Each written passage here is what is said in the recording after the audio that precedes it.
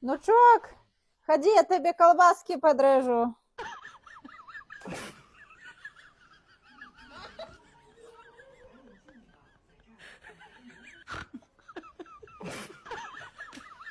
Я огурчика тобі подрежу, щоб смачніше було.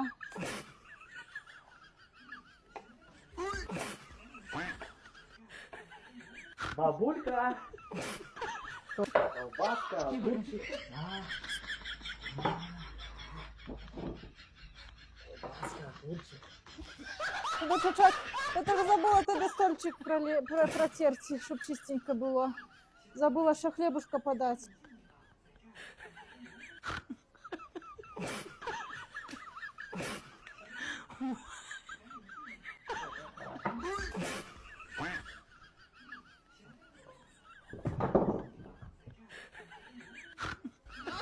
Що ти наробилася?